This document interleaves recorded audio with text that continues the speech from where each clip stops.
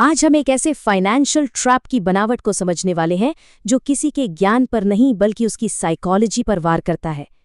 ये एक ऐसी कहानी है जो सिर्फ आंकड़ों से कहीं ज्यादा गहरी है। पता है, इस पूरे एनालिसिस की शुरुआत एक बहुत ही पर्सनल कहानी से होती है।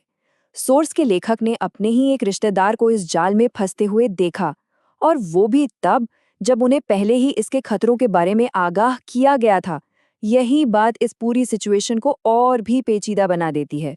तो दांव पर लगा क्या था? बात हो रही है लगभग 20 लाख येन के एक बड़े वित्तीय नुकसान की। यह कोई छोटी मोटी रकम नहीं है, और यहीं से इस कहानी की गंभीरता साफ हो जाती है। अब 20 लाख येन का मतलब क्या होता है, इसे थोड़ा और समझते हैं। आप ऐसे सोचिए कि ये एक बिल्कुल नई चमचमाती कार की कीमत के बराबर है। तो ये सिर्फ एक नंबर नहीं है, ये एक ऐसा नुकसान है जिसे कोई भी महसूस कर सकता है। अच्छा, तो अब थोड़ा और गहराई में चलते हैं। देखिए, इस जाल का जो सबसे पहला इशारा है ना, वो तो इसके नंबर्स में ही छिपा है। मतलब हिसाब किताबी कहीं से मेल नहीं खाता। अब स्क्रीन पर देखिए, यहाँ एक सीधी सीधी तुलना है। एक तरफ है सेविंग्स इंश्योरेंस जो दे रहा है सिर्फ 0.3% का मामूली सा रिटर्न और आपके पैसे को 5 साल के लिए लॉक भी कर देता है। वहीं दूसरी तरफ ठीक उसी दौरान S&P 500 इंडेक्स फंड 20 से 40% का रिटर्न दे रहा था, वो भी बिना किसी लॉक इन के। ये फर्क इतना बड़ा है कि होश उड़ा दें। और यहीं पर सबसे बड़ा सवाल खड़ा होता है। अगर गणित इतना साफ साफ बता रहा है कि ये घाटे का सौदा है, अगर नुकसान इतना जाहिर है, तो फिर अच्छे भले सोचने समझने वाले लोग भी इसका शिकार क्यों बन जाते हैं? तो इसका जवाब ये है कि ये जो जाल है ना, ये किसी के फाइनेंशियल नॉलेज का टेस्ट है ही नहीं। असली जाल तो कहीं और बिछाया गया है। ये देखिए, ये इस पूरे मामले की सबसे ज़रूरी बात है। इंसान होने के नाते हम हमेशा सिर्फ जानकारी या इन्फॉर्मेशन के आधार पर फैसले नहीं लेते। हम पर उस सिचुएशन यानी उस माहौल का बहुत गहरा असर पड़ता है जिसमें हम होते हैं।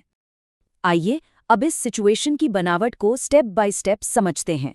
सबसे पहले सेल्स पर्सन आपके ऑफिस यानी आपके कंफर्ट जोन में आता है। फिर वो सोशल प्रूफ का इस्तेमाल करता है, अरे आपके कुछ साथियों ने तो ले भी लिया है। और फिर आता है सबसे बड़ा दाव, डर और सुरक्षा का खेल। इन्वेस्टमेंट में तो रिस्क है, पर ये एकदम सेफ है। तो ऐसे माहौल में हाँ बोलना कोई सोचा समझा फैसला नहीं रह जाता, बल्कि उस माहौल में ढलने का एक तरीका बन जाता है। और पता है, यही बात इस जाल को और भी ज्यादा खतरनाक बनाती है। इनका निशाना वो लोग नहीं हैं जिन्हें कुछ पता नहीं है। इनका निशाना तो वो लोग हैं जो जिम्मेदार बनना चाहते हैं, जो अपने भविष्य के लिए कुछ सही करना चाहते हैं। ये जाल उनकी इसी अच्छी नीयत को हथियार बना लेता है। तो देखिए, इस जाल का असर सिर्फ पैसों के नुकसान पर ही खत्म नहीं होता। इसका जो असली और सबसे गहरा जख्म है, वो तो मनोवैज्ञानिक है। जो ओरिजिनल सोर्स है, उसमें एक जापानी शब्द का जिक्र है जो इस पूरी बात को समझने के लिए बहुत जरूरी है। इशिके देनो तोकित्सुची। इसका सीधा सा मतलब है डिसीजन फ्रीजिंग डिवाइस, यानी एक ऐसा सिस्टम, एक ऐसा ढांचा जो आपको फैसला लेने के बाद उसी में जमा देता है, फ्रीज कर देता है। एक बार आप अंदर आ गए तो बस फंस गए। भले ही बाद में आपको अपनी गलती समझ में आए या मार्केट बदल जाए, आप कुछ नहीं कर सकते। आपका फैसला जम चुका है। और इस फ्रीज हो चुके फैसले का नतीजा वो है एक गहरी बेबसी, एक लाचारी का एहसास। लोग मनी मन सोचते हैं, अरे मैंने तो सही करने की कोशिश की थी, या मेरी क्या गलती थी। ऐसा लगता है जैसे किसी को एक जिम्मेदार इंसान होने की सजा मिल रही हो। और सोर्स के मुताबिक यही इस प्रोडक्ट का सबसे बड़ा नुकसान है, पैसे से भी ज्यादा। तो सवाल ये है कि इस पूरी कहानी से क्या सीखा जा सकता है? सिर्फ ये कहना कि सावधान रहो काफी नहीं है। हमें असल में एक नक्शे की जरूरत है, एक मैप की, जो हमें भविष्य में ऐसी बनावटों को पहचानने में मदद करे। देखिए, इस पूरे एनालिसिस का मकसद हर किसी को बचाना नहीं है, क्योंकि शायद वो मुमकिन भी नहीं। असली मकसद है एक नक्शा पीछे छोड़ जाना, एक ऐसा फ्रेमवर्क जो आगे आने वालों के काम आए। तो इस मैप पर कौन से बड़े बड़े निशान हैं जिन पर नजर रखनी है?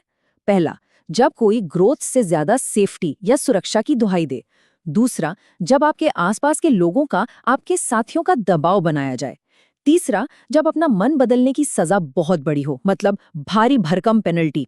चौथा, जब ऐसी सिचुएशन बना दी जाए कि ना बोलना मुश्किल और हाँ बोलना आसान लगे। और आखिरी, जब फैसला लेने के बाद आपको ताकतवर नहीं बल्कि लाचार और फंसा हुआ महसूस हो। ये सारे के सारे रेड फ्लैग्स। तो ये पूरा विश्लेषण हमें एक बहुत अहम सवाल के साथ छोड़ जाता है। अब जब ये नक्शा हमारे पास है, इसकी बनावट हम समझ चुके हैं, तो क्या अगली बार जब ऐसा कोई जाल सामने आएगा तो उसे पहचाना जा सकेगा? इसका जवाब ही बताएगा कि हम असल में कितना सीख पाए हैं।